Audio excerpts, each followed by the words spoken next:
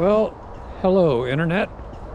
This is a special all the mods for those of you that are fans of two-strokes. And what you were just looking at and hearing is my Yamaha RD400 from 1976. For those of you that don't know, the RD in the name stands for race developed or racing development, I think, one of the two. This is the C model, or so technically it's an RD400C, 1976. Obviously, I've changed it from stock to, well, what I would call a street tracker, not a street fighter, but a street tracker, because of the style and design of the rear seat. Now, when I got this bike, it was, I'm going to say, barely a runner. It had some challenges, and I'll take you through the engine. Well, I'll just take you through the whole thing. But first off, the most noticeable thing that you'll see here is it is actually in its original colors. This is what Yamaha called chappy red. So it's obviously been repainted, and the little mini fender here on the front is certainly not stock. The tank, the side tank, the gas tank, the side tanks, all those things are stock. The engine is stock, the frame is stock. I tried to keep this, I'll just say, true to its original intent, which is when these bikes came out, one of the first things people often did was they would improve them, you know, make them faster, give them some performance mods, make them a little more stable. In this case, cosmetically, what I did was I wanted to honor the 1976 era and the colors and Yamaha's racing pedigree. So I actually had this 400 custom printed as a decal, and then the same with, I bought a set of the European graphics for this particular year, the 1976 year, and painstakingly, and I mean painstakingly, trimmed those out from the template they were on and installed them on the bike here, while at the same time then putting this logo on here that actually comes from a Yamaha golf cart. So it's a little bit of a mix and match, but you know, it's like, hey, I just wanted to make it unique and different. And it's kind of like if I was a Yamaha engineer, I would have wanted to style something like this as well. So what haven't I done to this bike, or had done? The first thing is the engine. It's got new pistons. My son completely rebuilt the gearbox on it. The first time around, we put it back in here, went out for a test run, and we only had 4 gears out of 6. So it came back out, he did a complete rebuild again, got it back to 6 gears. Now the only challenge with this bike is it's kind of hard to find neutral when the engine is running. If you've been riding it, you get to a stop sign, you just got to get used to having the clutch in, so your left hand gets really, really strong, because you cannot, you basically cannot find neutral when the engine is running unless you stop it, then find neutral, kickstart it again, and fire it up. This guy, I'm gonna say, once you get the choke on, give it a couple of blips of throttle, it fires up on the second kick almost every time. It's just amazing. The one thing we had to do on this was took it to our weld shop, had the Kickstarter welded and bent so it would clear the rear set, because the rear set is certainly not stock. It's, you know, a little bit more of a racing configuration, so your foot is higher and further back. We even took the effort of putting a little bit of clear protective tape there, so at least anything that happens to the side here is just cosmetic. It's not, you know, peel that off at some point and replace it. We're good. So diving right in on the performance mods, you'll notice we got a Y boot there with a air filter. So again, any bike, as you guys all know, it's about improving the breathing, more air in, more air out. These are actually the stock, the original expansion chambers that I got when I bought this bike, and we kept we kept the standard carbs that it came with, but we added this crossover tube. Actually, it's from a Banshee, and a spacer here from Yamaha, just again to improve the airflow into the cylinder and into the cylinders, plural. And the whole top end we actually shipped off to a guy in California, Scott Clough, Scott Clough Racing, and he has been building race engines, especially with RDs and two-strokes, for like forever, like 35 years, something like that. Totally worth the money we spent on that to get that engine stage 1 ported.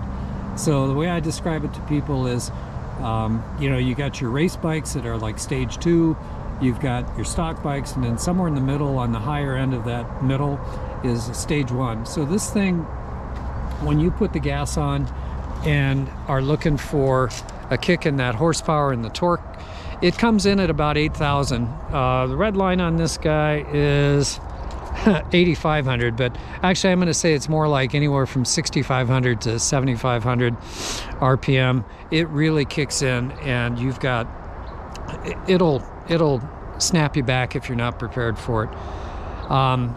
So performance-wise, it's an incredibly fast machine, which is why then, of course, put on a much heavier duty set of rear shocks to give it that stability. We kept the frame pretty much original, but we added, my son and I, when I say we added this steering stabilizer, which again is not stock, and just for giggles and kind of I wanted to do something different. I just took a block of aluminum, threaded out both sides of it, and bolted it in place.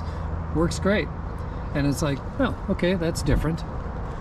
Up in the front, we put in a fork brace. Again, as everyone knows on these bikes, the frames were not really designed to be as high caliber for racing or track days. So it has flex, but we tried to remove as much as possible. I put in a progressive spring kit, adjustable, which again is definitely not stock on an RD400. You can kind of see I can do the adjustments on there. Actually kept the original gauges, had them rebuilt. They were getting kind of squishy on me and not working properly. Kept the ignition, got rid of that ugly tree of lights, and my son actually built this. It's an LED tree of lights. So you got your turn signals, your high beam, your neutral, and your oil warning light. Works great. Integrated in the front turn signals right into the mirrors, so it's actually nice to have that as a convenience to be able to signal your turns. Stock headlight, didn't do anything there, just gave it some new brackets. And back here in the rear, you can see we did I think this is Joker machining, the tail light, and didn't go with LEDs, just went with slightly more svelte looking turn signals. And the whole tailpiece, I'm going to show you underneath here, it's a little hard to see. I took that over to my friendly weld shop, and Crystal Welding is the name of it, and I had them build this entire tailpiece out of stainless steel. And it's I actually took them a cardboard mock-up so they could build it to scale, and a couple of pages of plans. They did a great job on it. Very stable. Seat is, you know, planted solid as a rock. I also figured, you know, hey, let's kind of make it cool, even though you might never look under there. It looks cool. Chopped off this, got my charger there. Actually, the wheels, I thought about powder coating them, but I ended up doing a primer and painting them black. Just felt that was a better way to approach it. Did the chain upgrade kit, so it's a larger size. I think it's I can't remember if it's 520, 530, but it's that upgraded, so it's a larger chain. The tailpiece, I'm going to splice this in. I kind of forgot to mention the tires on this guy are actually Continental Classic Attack tires. I've got them on both the front and the rear, and shocking to a lot of people, these were specifically made for older bikes like this. They are radials, which again, those of you that know your history know that A radial tire in the 70s just was not even possible to get on a bike like this. They didn't exist. But fortunately, Continental was good enough to create this tire specifically for this this market of older motorcycles. And I will say the handling is pretty amazing. It's far better than I think anything that could have existed. Does it look original? No, but you know what? Sometimes there's ways to improve on it. This would be a case in favor of that, but it's that upgraded, so it's a larger chain. The tailpiece here is from glass from the past. So this one took a little work, got the seat and the tailpiece at the same time. It's not perfect, you know, I had to figure out how to adapt it and make it fit. If I was doing it again, I might do it a little bit different, but not too much differently. I have a philosophy around some of these bikes that you could call a resto-mod or an improvement or whatever you want to call this. It's significantly improved over the original. There's my son and I have an approach when we look at a motorcycle that we've gotten, and it's like there's a reasonable amount of money, which is what you have to spend on an older bike to make it safe to ride. I mean, it's everything from, you know, seals, hydraulics, lines, electrical, the stuff that, you know, so that it doesn't fall apart or cause you to crash or whatever. You know, new rubber on the roads, all of those things. That's a reasonable amount of money. Then you've got, you know, the additional mods that go into it that make it a, okay, so there's another category until you get to the point where you have a stupid amount of money. And I hate to say it, but this bike, I've invested a stupid amount of money in, but again, it's one of those, I wouldn't have done it if I didn't love riding it so much. And even though it requires a different mindset when you get on this thing because of it being a two-stroke and the way the horsepower just comes on so strongly, it can surprise you. It is a pleasure to ride, but challenging. It's difficult. I won't say that, you know, back in the 70s, this is a 76, back in the 70s, yeah, riding any kind of distance on a bike like this was a bit of a challenge. They were not as well designed, certainly not as well designed as like my R7 sitting there.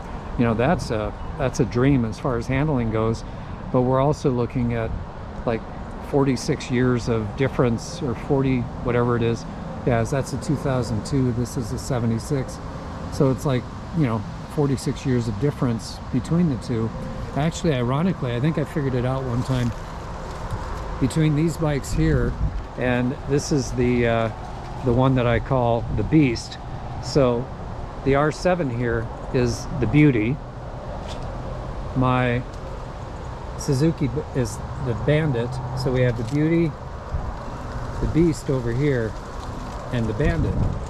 And if you're wondering why this is called the Beast, one is because of just the sheer raw horsepower, but also because both the frame and the engine serial numbers match, and they end in 666. So I'm not really a superstitious guy or anything like that, but it's like, I just think that's really cool. So we have the Beauty, the Beast, and the Bandit. Between these three bikes, it covers 46 years of motorcycle development history, and ironically, 23 years apart between my R7 to the Bandit to the RD400 here. It's kind of amazing when I think about it that I can go out and ride any of these bikes and experience basically almost 50 years of change just through the ride. Now, admittedly, this is way better than the original, but still, it's quite a thing to ride this bike, and to ride a two-stroke, not just a two-stroke, but a twin two-stroke.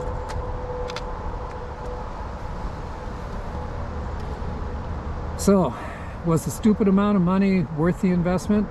Oh, hell yes. Not even a question in my mind.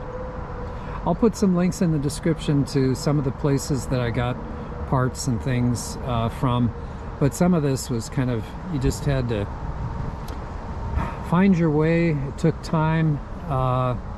Sometimes you looked at it and it's like, where the heck would I find this? It took me forever just to find those tank emblems. You know, I wanted something unique. So this is the beast.